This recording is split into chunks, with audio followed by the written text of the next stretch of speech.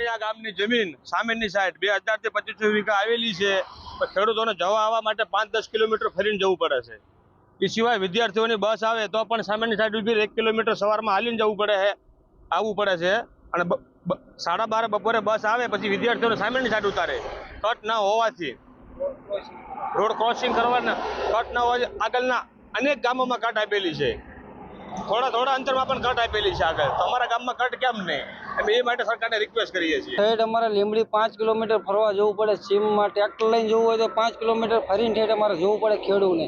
પછી નિશાળીયાની એટલી તકલીફ છે સાહેબ કે નિશાળીયાને આવવું પડે તો રોડ ક્રોસ કરવો પડે, છોકરાને લેવા આવવું પડે માવતરોને હોયથી હાઈવે ચાલુ હોય છે, છોકરા બધા ઓલી સાઈડમાં સાહેબ ઉતરે ને અમારે ફરજિયાત કટ જોઈએ સાહેબ, બધે ગામડે કટું આપી છે, અમારે ચોરણે એક જ સાહેબ કટ નથી આપી। નિશાળી આવે તો હાલીને આવવું પડે, આમાં દોડીને આવે બિચારા નિશાળી આવી જાય, પછી વાહન ખેડૂતોને કેટલી જમીન છે ઓલ પર ઢાળે કેમ ચડવો, ગાડીઓ પર ગાડીઓ આવતી હોય। આ બધા ગામમાં કટ આપી છે સાહેબ, અમારે પણ કટ જોઈએ, કારણ કે બાળકોને રોડ ક્રોસિંગ કરવો હોય તો એક્સિડન્ટ થાય છે એનો જવાબદાર કોણ?